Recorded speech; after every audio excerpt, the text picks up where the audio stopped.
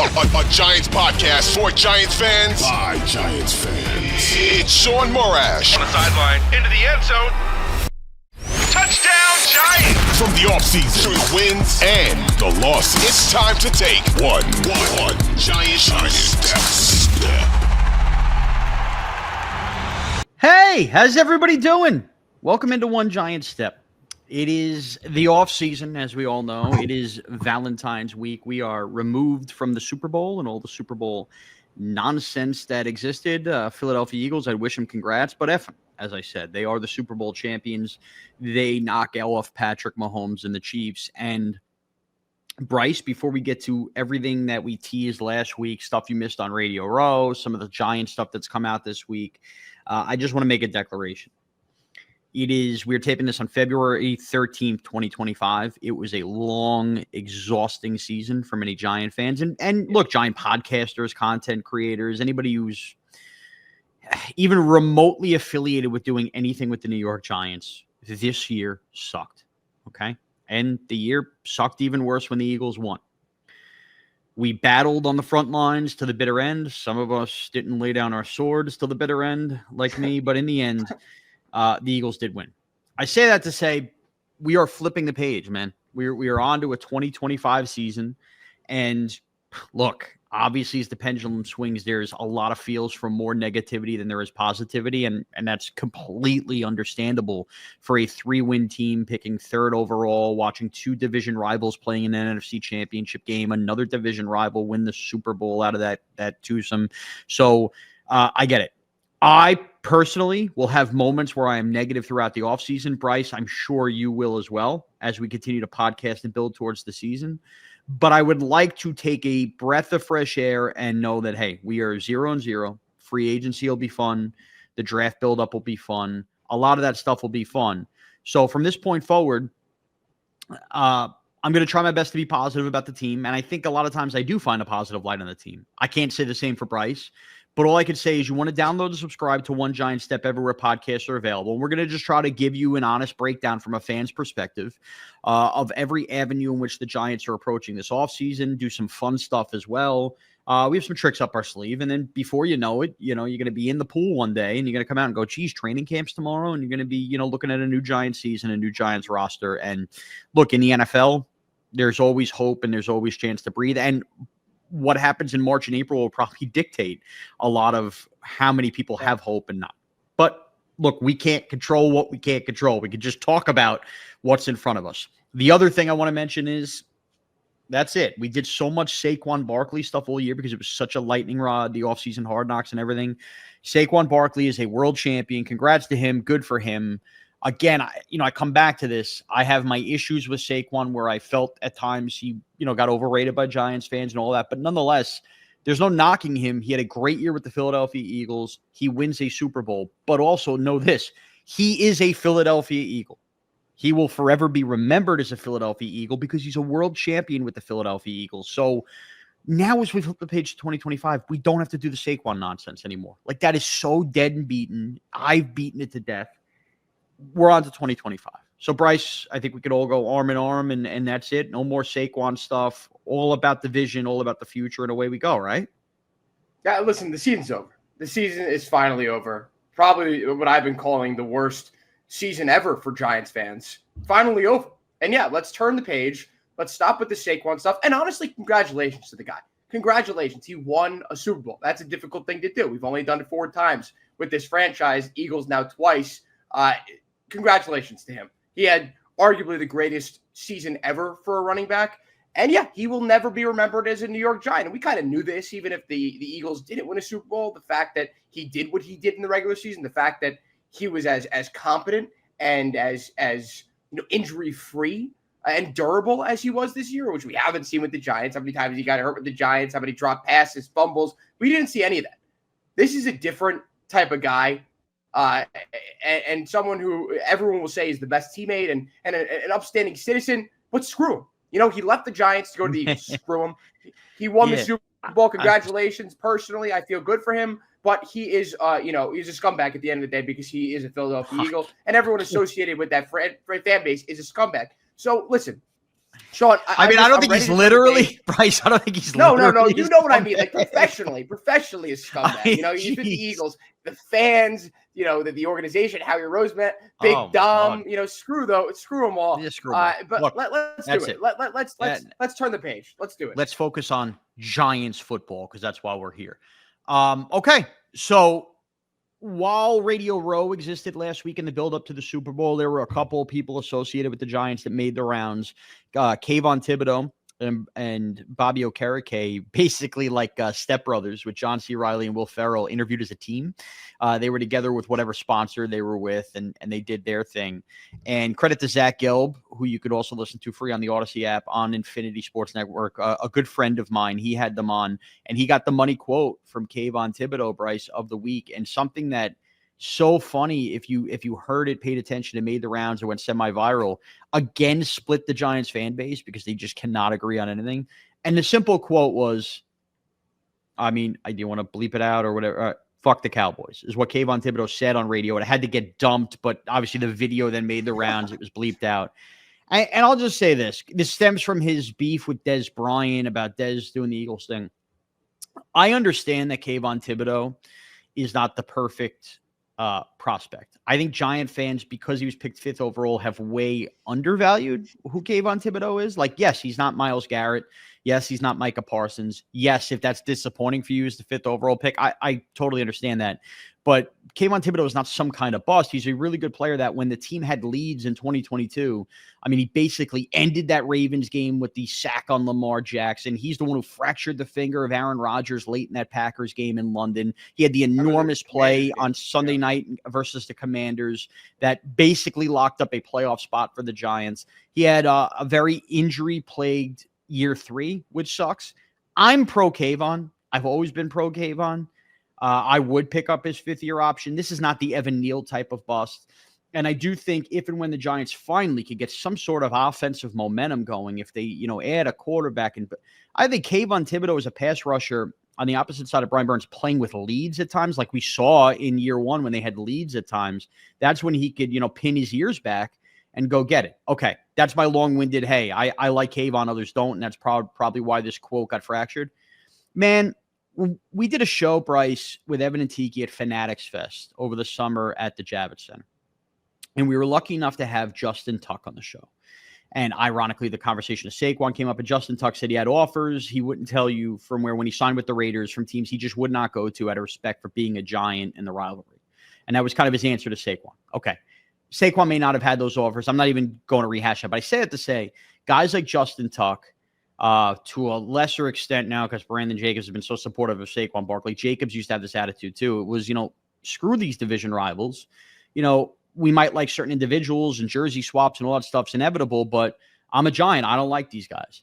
And that has gone away the last few years so badly, Bryce. You almost feel like the fans are on the front lines on their own, just taking it from Eagle fans and Cowboy fans while we've been so down as a franchise. So for Kayvon Thibodeaux to step up and say that, I don't give a damn how much some of you don't like Kayvon Thibodeaux and think he's a bust. I found that quote absolutely refreshing, Bryce, because the Giants need a little of that FU attitude towards some of these teams that have just beaten them for too many years. Yeah, you don't see it from the players now. Like the fraternity of the NFL is almost taking precedent to the division rival hatred that they've had in the past. As a player, like you obviously hate the division rivals. You hate all those players. You get in fights occasionally.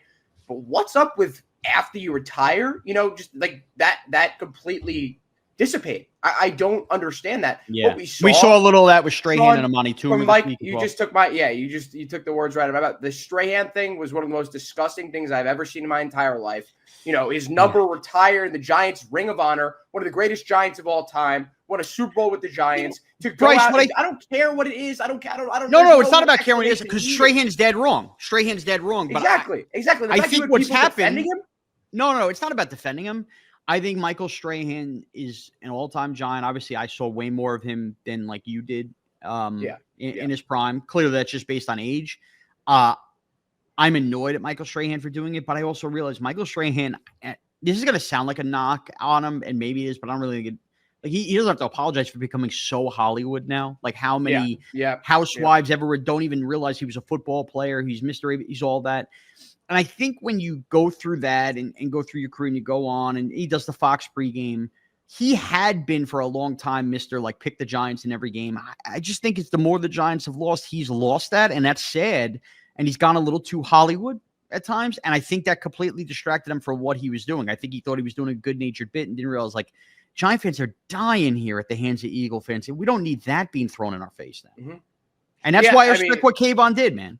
Yeah, and I get what Kayvon's doing, and I appreciate. He got flamed by who was it? Who was by who did he get flamed by? Des Bryant. He got flamed by Des That's what Bryant. started it, all right? The 77 overall Madden thing, which is pretty funny. I mean, it's kind of pathetic. 77 overall. Brick Johnson probably trade him if he could. No, I mean, listen, Kayvon is. It's great that he's doing this. The Giants need this, but at the same time, like, go out and play. Like, go out and play better. I think that as a number 5 overall pick, you're getting value of him, late first round, early second round. I think if there was a redraft, that's probably where he'd go. Maybe like mid to late first round at the highest. But like, I get it. I understand the need to defend us and to be this isn't Casey Giant. Kreider doing this. You know what I mean? It's not a long snap, but like we need to have a little more respect for Kayvon. I get it, but we need like Malik Nabers on that. We need Andrew Thomas on that. We need Dexter Lawrence doing that. Well, how about Andrew Thomas get on the field players in the front lines? Yeah. But Dexter or Malik Nabers. Put it this way, Kayvon is in their top 10 players on the team. He is, whether you like it or not. Yeah. I mean, that is what it is. And at least he's got the attitude for it. So that, by the way, I'd pick up his 5th-year option on this quote alone. All right. Shedeur Sanders made the rounds, Radio Row. And I don't have like an exact quote to cling on to, but I will say this. We are going to go through the combine in 2 weeks. Then we're going to have the pre-draft visits we'll probably talk about. Thankfully, there won't be cameras on the Giants to know what the hell's going on there. Can I just say this about Shedeur Sanders? I don't have a preference strongly on Shedeur Sanders or Cam Ward. If either is available at 3, I personally, for the state of the Giants, and knowing that it's not just a desperate thing, I do genuinely like both. I see both flaws. I'm open to taking either. But one knock that has held people back, or I guess 2 knocks that have held people back on Shedeur Sanders have been this. Number 1, I'm worried about his father's involvement and everything else, which is so hypocritical considering that Archie Manning did this with Eli Manning, and it felt like a lot of that pre-draft as well. And we had no problem with Eli Manning after that. Number 2, man, Shedeur Sanders is pretty freaking mature. And you think about a lot of the knocks on Shedeur Sanders during the college football season, the NFL season. He had a bad moment where he kind of threw his old lineman under the bus after Nebraska. But every time he is on a microphone talking, he doesn't come across like some kind of cocky, arrogant, everything in life has been handed to me because I'm Deion Sanders' son's. Shaun, he's been PR trained. That's why. But that's great. But that's what you need in New York. You do need to be PR trained. It's part of the reason that Eli Manning worked.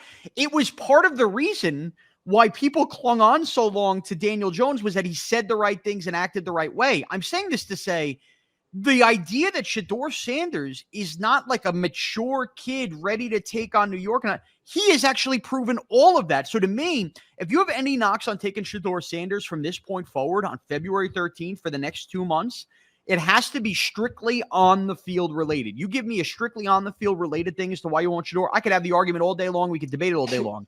He put out a pretty terrible rap song. So that's my issue with the guy. He can't. All right, fine. By the way, TikTok Nation. I mean, what do you want me to tell you? But I'm just talking about talking football, understanding his place. I have no reservations about Shedeur Sanders, the person, and Shedeur Sanders, the maturity. And I think Radio Row is another good week for him forward with that. Yeah, you just never know what's going on behind the scenes. Again, he's PR trained. There's no guarantee that this is who he is in the locker room. There's no guarantee that this is who he is, in discussions with his father and all that kind of stuff. And I mean, listen, I don't think that you can compare accurately to Archie Manning to Deion Sanders because I think Deion Sanders has head coaching. He wants to be head coach in the NFL. There's some ulterior motives there. He just said this week he doesn't think he could ever coach in the NFL because of all I get that, but he's a guy who's constantly looking for his next opportunity. He's done it now twice. I think that he has, but he's no different than any other college coach trying to get into the Power 5. I'm just saying this, man. I think that we've gotten to the point where our philosophy on Deion Sanders and Shedeur Sanders is not actually the reality of these guys. Really is. Listen, Every time I hear them talk, I'm like, what are we talking about? That could be the truth, but that's based on a lot of pain and suffering from Giants fans who understand this is a fragile situation. You add someone volatile to that, and it could completely implode in our faces, just like that. That's a perfect segue. Let's get to Malik Nabers, who also made the rounds on Radio Row. You want to talk about PR trained? Yeah. You want to talk about, owning the moment? Something happened with Malik Nabers around early November through what's happened in February. There were dangerous times when the Giants were losing games and Malik Nabers had first come back from the concussion and, the drop passes and everything. And it felt like, there was like an answer here or there post-game for 2 or 3 of those weeks. You're like, oh, God, is this going to bubble over and turn bad with Malik Nabers? And maybe it was Joe Shane and Brian Dable speaking to him. Maybe it was some veteran pulling him aside. We actually don't literally know what happened. Bryce, call me crazy, but the rest of December with Malik Nabers as the team still stunk. Yeah, they did win 1 game.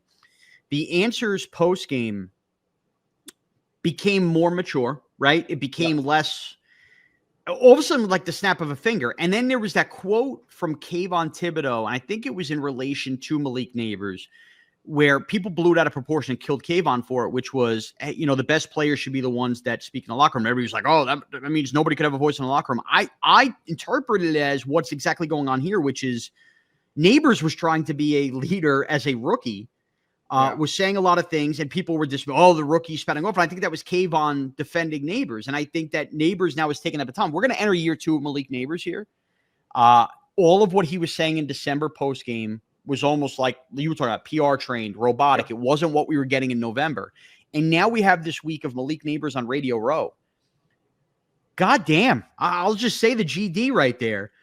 Whether it was, hey, the answer Kayvon, I keep going to Nabers, how would you grade your rookie season? Any Giant fan would salivate and go, it was A. If you hated the drops, it was a B+. He gave himself a C, and it didn't come across as like, I'm just trying to say the right thing.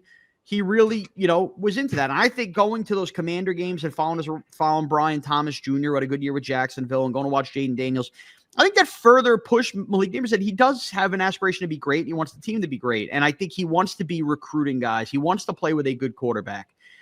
He said all of the right things. I don't know how many clips you heard, Bryce, but every time you heard him speak on Radio Row, I thought he was honest, but didn't come across as like Terrell Owens would come across. No, him being featured at the ESPYs, like he gave the look of being the NFL honors, by the way. The ESPYs are in Yeah. Well, same thing. But he gave the aura of being a mature individual, and I think he's going to have to be, as a first-round pick, one of the better players, a guy that you take the next step and hope is a captain on this team. Yeah, I mean, listen, he got a scolding at some point in November. Obviously, there's no reason, or there's no other explanation for it. I also think that maybe it was his agent, or maybe it was someone close to him saying, "Listen, if you keep this up, other teams are not going to look at you as being, a good locker room guy, even with this Giants team, because everyone faces hardships. Everyone faces sometimes an incompetent organization. Look at Saquon for all those years. He shut his mouth, and look what happened. I think he may have seen that. He may have seen the fact that Saquon always was looked at as an upstanding citizen in the Giant locker room, and the second that he left, every team was clamoring for him, and the Eagles got him. So maybe he sees that as well. I think it's a win-win for him, based off his reputation in the media, because also if you're nice to the media, they're a lot easier on you. Like that's the case. If you like Brian Dave, like they're difficult with him because in the past he's been difficult. You know what I mean? And he's nice, up front, but at times when it gets tough, he could be very vague and not give what you want. And it's difficult. But once you are nicer to the media, especially in New York, they start to treat you better. So he may have also seen that. There are a multitude of things that could have happened there, but it's great. Nonetheless. It is. And that will pivot to something Malik Nabers has helped tease and has built steam this week, and that is the potential availability of one Matthew Stafford, Bryce. So throughout the week on Radio Row, Malik Nabers 3 separate times tweeted the number 9 with a goat symbol. All right. Oh, very cryptic. I'm all over that, whatever. He also tweeted 9 and 10 with the go. People thought that was Cooper Kupp. Joe Burrow wears the number 9. He's never going to leave Cincinnati, but you know, whatever. If that was an LSU guy, who the hell knows what Malik Nabers was doing? But it led to this Matt Stafford stuff. Then the Giants go out early this week and they hire Matt Stafford's brother-in-law, his wife's brother, who at one point worked with Brian Dable and Joe Shane up in Buffalo, has bounced around, wide receivers coach, a lot of places, as the assistant quarterbacks coach, a position he's never held in the NFL. Chad Hall, I think is his name. I think it's Chad Hall. I was just looking that up. Look that up real quick. I think it's Chad Hall. So clearly, Adam Schefter tweets out when the Giants hire him. Yeah. Kind of the anecdote. It's also Matthew Stafford's brother-in-law. Daniel Jeremiah tweets out on Wednesday something to the effect of, if Matt Stafford to the Giants is available, paraphrasing, would they have to give up the number 3 pick? Look, reporters like Adam Schefter, guys who cover the NFL like Daniel Jeremiah, do not tweet. It's Chad Hall. You're right. Chad Hall. They don't tweet stuff like that, whether it's reporting or speculation, unless they feel there's genuine smoke. Like Adam Schefter is right up there. Him and Ian Rappaport are the 2 guys in the NFL. So Adam Schefter, all he has to do is, hey, the Giants are hiring this guy. Boom, you move on. For him to include that anecdote, he's including that anecdote because he's starting to leave breadcrumbs, because I'm just telling you how reporting works. He has to be hearing in the background, this thing could have legs with Matt Stafford to the Giants. I'm not trying to excite Giant fans because I don't know what the percentage is they get him. I don't think it's like more than 50. You know what I mean? Like, I don't think it's like, yeah, they're the favorite in the clubhouse. But I do think that the Matt Stafford situation, Bryce, is becoming more real than maybe we laughed at.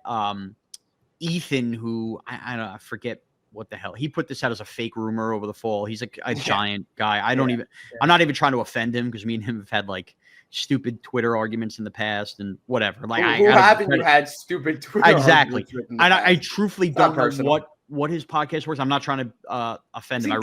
Is he with Gotham Sports Network? Is that what it is? I don't know. I believe so. But the point is, he put it out as a joke, and it's kind of funny how it's come full circle. So let me just answer like the do's or the pros and cons, or that's not even the right word, Bryce. People have said, why would Matt Stafford want a trade to the Giants? Here would be the easy answer for that. And maybe it's not a great answer for Giant fans, but Matt Stafford's wife, Kelly, has been through health issues. Their family has been through hell and back. And she actually has, for a player's wife, man, a really successful podcast. They have been out in LA. Okay. It seems like she may be, if you read enough the breadcrumbs, you follow her career, getting a little tired of LA. She spent a long time in Detroit, and New York presents plenty of media opportunities. Matt Stafford has won a Super Bowl. The Rams do feel like, maybe McVay wants to pull back, and last year could have been their last gasp. Because, what the hell the Rams I don't know. But if Matt Stafford comes to the Giants and they figure out a trade, I don't think it has to do with Matt Stafford necessarily wants the Giants as a franchise at this point in his career, but more so he'd be doing something for his wife, who's completely supported him throughout his career, and that she would want to come to New York. So that's just number one. We're grasping at straws with this, though. Like, that's, nothing guaranteed behind any of this, No. But I'm giving you the Put it this way, Bryce. Anybody who if it were to happen, this is why. That's all I'm telling you. Okay? That's all I'm telling you. And if you talk to enough people on like the podcasting forum, they'll tell you that she would like to expand the brand out here. So that is why. So it's not – everybody thinks about it too simply in football terms. Why the hell would Matt Stafford want to leave the Rams and come to the Giants? It might be insulting to the Giants in reality that it's not necessarily I want to be a New York Giant, but it's But you know what? Sometimes you got to embrace the fact that you're in New York, and if that helps you get somebody, it helps you get somebody. So maybe as part of the floater to further entice, Stafford can come be around her brother, who she probably is rarely around because she's out in LA and he's working in other places. And, whatever gimmick that works for the Giants. Now, as far as all of this goes, you talk about the veteran quarterbacks. We did this on Evan and Tiki, Bryce. We did this on our first off-season One Giant Step, right? We talked about Russell Wilson. We talked about Aaron Rodgers, Fields, Kirk Cousins. Yeah. Are you with me, though? All things being equal, as long as you don't have to give up I would never give up the third overall pick. Never give up the third overall pick. No. All things being equal, Matt Stafford is absolutely the guy you'd want, right? Yeah, he's the best option on the table. He's 37 years old, but we've seen, listen, they almost won that game against the Eagles. They were the closest team to beating the Eagles. I think if there wasn't any snow, they do beat the Eagles. That's the quarterback willing his team to that point. and to almost beating the best team in the NFL. That's a guy you want. And I think. Listen, here's the thing about Stafford. Again, at the tail end of his career, we've seen a guy like Tom Brady play until he's 45, 44. We've seen Aaron Rodgers now as a 41-year-old. Obviously, the last 2 years have not gone as expected. Even looking for that. Achilles tear. I'm just saying. But you're looking at age. If the Giants really want to put their organization in the right spot, it's losing games and continuing to improve the roster. If you think the roster besides the quarterback is good enough, you go out and get Stafford. Personally, that's a wrong answer, Bryce. I think this is the case. I think this is the case. Bryce, what you just said is such a shit answer. I don't think it is. No, but here's the thing. Why do you go out and get a quarterback for the roster already? Bryce, you just said something that doesn't make any sense. How? Joe Schoen and Brian Daboll just got brought back here. They're done as an organization saying what's best for the organization is losing games. They just lost that week 18. If they keep losing games, the guys running the organization will no longer be running the organization. That's why Matt Stafford presents the golden parachute. Schedule? But do you see their schedule next year? Exactly why Matt Stafford makes sense. I know, but you bring in Matt Stafford, you go 7-10, you're in middling ground. I think they still might get fired. And then what happens then? You're missing the bigger picture here. I don't think I am. I don't think I am. Let me just hear me out. And this is true, okay? First of all, the schedule stuff. Yes, on paper, they're playing all these great teams, yada, yada, yada. It means jack shit. I've cursed like 3 times on this podcast. You don't know who's going to be hurt when. You don't know what team. The 49ers stunk last year. You know what I mean? Like anything could happen to any of these teams. Who knows what the Cowboys and the Bryce. A million scenarios can happen. If the Giants go out and acquire Matt Stafford, they're not going to give up the 3rd overall pick. And to me, if either Cam Ward or Shedeur Sanders is there, I'm still taking them 3rd overall. No, 100%. Because unlike, and I hate to pick on them, unlike the Jets when they acquired Aaron Rodgers, this isn't going to be a scenario where you acquire Matt Stafford and go, look, they have enough talent here, Matt Stafford. Now let's start talking, really about like Super Bowl dreams or anything like. No. You bring in Matt Stafford to stabilize the organization. And, oh, by the way, this goes back to what we were just talking about with Shedeur Sanders, maturity, Cam Ward. Everybody who wants to pick apart these guys and say, well, they're really like the 20 or 21st best prospect in the draft. By the way, those are still first rounders. Yeah. It's okay for them to sit a full year. Jordan Love sat 2 full years. It was great for the Packers. Patrick Mahomes sat the whole first year because they had Alex Smith in place. And the Giants also have a young receiver, Malik Nabers, we just talked about. A really critical year for Wan'Dale Robinson as a pro that we've talked about. You want to see Theo Johnson, the tight end, take the next step. Matt, we got to stop thinking about developing the team. Offensive weapons need to really start developing the right way here for this team so that when the rookie quarterback is here and ready to take over, and maybe the rookie has to play right away and they don't get Matt Stafford, to me, presents such a golden parachute for this organization. It secures, I think, Brian Daboll and Joe Schoen. I don't think they're acquiring Matt Stafford and winning 4 games next year. Schedule be damned. You brought up 7-10. I think that's a perfect number to land on. If they draft a rookie quarterback 3rd overall, Matt Stafford makes this team not a laughing stock. They're hanging in games. They win 1 or 2 games versus teams they're not supposed to, and they go 7-10. It saves Brian Daboll and Joe Schoen's job. The team now starts to feel good. Oh, by the way, you know what else this team needs? Leaders. Matt Stafford is that can change a locker room, that could do all of those things. Shaun. For all the talk about 37 when Tom Brady, Aaron Rodgers played too, Matt Stafford the last 2 years has flirted with retirement. So this could be Matt Stafford's last year. I don't think Matt Stafford's looking to play till 41, 42 years old. And, oh, by the way, if he sticks around for a second year, then the quarterback sits a second year. I don't give a damn. Pull the Jordan Love scenario. What if he wants to play 3 more years? The Giants trade for him. He plays 3 more years. Whoever quarterback, if it's Shedeur Sanders, that might be a problem. He's sitting for 3 years. He might have an issue with that. I don't know if this would happen. Here's what you do, dude. I mean, I'm assuming this would happen before the draft. If you get to, by the way, if you get to that scenario where Matt Stafford wants to play 2 or 3 more years and you want him to play 2 or 3 more years, you know what that means? The team has become really good. And then you have a good problem to deal with. So whether that would mean turning around after a year or 2 and going, Stafford, you still want to play? We really want to go back to Sanders Award, and then you trade him for assets? Or, dare I say, you flip whoever you took at 3rd overall. Like, if you got to that point and that scenario you laid out existed, it means the Giants franchise has become a good team. Otherwise, you wouldn't even be entertaining that conversation. Okay, my concern is what you give up. What is your ideal package? Great question. Obviously, I'm taking the 1st round pick. Realistic, too. Realistic? Yes. I think Matt Stafford at 37 years old, and I think other teams would be involved. I think 2 threes, or maybe the 2026 second rounder and a 3. By the way, I'm fine with that as long as you're not giving up the first round capital. No, is that enough? If I'm the Rams, I gave up Jared Goff and 2 first-round picks for the guy. You're talking about 4 years ago. I know. I understand. But look, and a guy that's flirted with this. Look what Aaron Rodgers got. A conditional first rounder.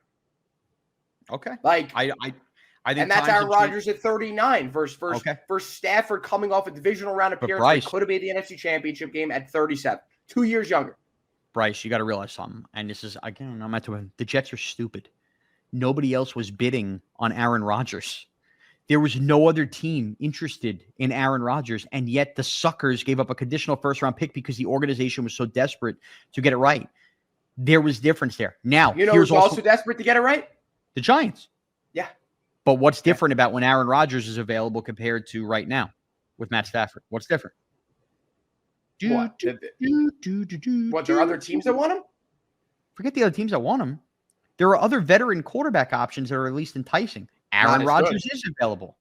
Okay. Aaron Rodgers, Matt Stafford. I mean, it's close right now. Russell Wilson, not as good. The point is, if you go back to when Aaron Rodgers was available, outside of the pipe dream of Lamar Jackson, there weren't the veteran quarterbacks that are available now. And how many teams are going to want that over a rookie or the rookie next year, that big class next year where teams might be scaling back to tank? I'm not saying the Giants would be the only suitor for Matt Stafford. I'm just saying I don't think the bidding war ever gets as high as a first-round pick. Now, if it gets to a second-round pick, I would consider it. If you wouldn't, that's fine.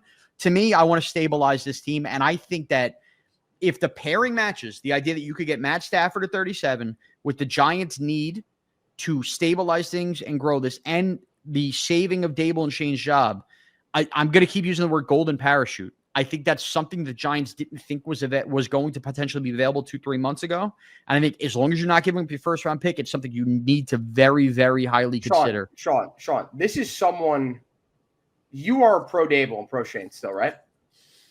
I mean, I'm more pro Dable and pro Shane. I'm very skeptical of Joe Shane, but I also understand to keep Brian Dable, you have to keep Joe Shane. And my fear is you go hire a good general manager, he can't ever get the coach right. I think the coach is right. I do. Okay, so you think my point is invalid because you are pro Dable and pro Shane, because acquiring Matt Stafford is going to save their jobs. I just want to point that. I want to put that out there. I just want to point that out. It's also working in the terms of reality. You said something, and I'm going to pick on you. I thought it was so ridiculous, which was, the Giants, what does 7-10 do? They need to focus on more losing. The organization can't focus on more losing in 2025. They got it. And you're right about the scheduling, but you need to go in with the approach. You're going to try to do everything you can to win football games this year. Sometimes that's just not realistic, though. Sometimes you get a shitty schedule like they got. And what are you going to do?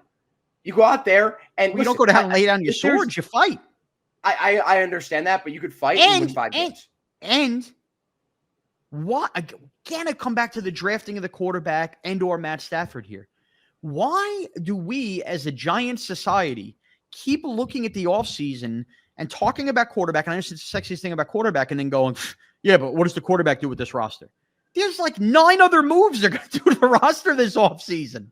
They're going to have cap space beyond Matt Stafford. They can kick some money down the road, and they're going to have more. It's not like they're giving up their whole draft capital. The roster is going to have, let's just consider the draft with free agency, potentially at least 3, if not 5 impact-type players on this roster that didn't exist because they have the first time in Joe Shane's offseason flexibility to do that. What if the Rams want a second and a third this year? What do you say? Second and third this year? Yeah, I wouldn't give up my second and third. Yeah, I wouldn't do it. I wouldn't. But I think there's ways to navigate that. I would give up a second and third if it means 1 from this draft, 1 from next draft, which I think is probably more realistic. You can't give up the second. You cannot give your second rounder up this year. That's almost a first round pick. Okay. The 34th pick in the draft. Remember this. Remember how these drafts are going to work. And we need to keep this in mind. This is a big defensive tackle draft. Like, there's positions of depth, but it really feels like in this 2025 draft, it's a down draft class in general in terms of high-end talent. There is only, 20 first-round typical guys in a league with 32. I'm saying that because, dude, the Rams aren't stupid. The Rams are one of the smartest drafting teams in football, right? We can all agree on that. You think they don't know with their advanced scouting what this draft class looks like compared to next? I don't think they're going to look to double down on this draft if they get rid of Matt Stafford. I think they would be more open to, all right, we'll take a dart in this draft, and not Jackson, and we'll throw a dart in the next draft because it's a bigger draft class. You know what I mean? Like, they're not, you think about that. Makes sense. Stupid. So, look, we're going to argue about this. Sense. But, hey, it's one giant step, and at least we have some sexy like Matt Stafford to talk about. All right, you can follow. By the way, we're not going to get to the mailbag today because Eagle fans flooded me. Save them for next week, Bryce. Did they? Did they flood you? Everyone I looked at. You're really good at pining through. Everything I looked at was basically like, hey, shithead, fly Eagles fly. That's all there's the ones none of that. I don't see any of that. So you have a better filter. My Elon algorithm's off. I got to get going anyway, so just keep it for next week. Okay. All right. We'll do that. At Bryce Gelman, at Shaun Morash. Download, subscribe to One Giant Step everywhere podcasts are available. Sorry for the potty mouth throughout the podcast, but we let it rip. It's unfiltered here. Unless Bryce bleeps it. Thank you, everybody, for taking one giant step with us.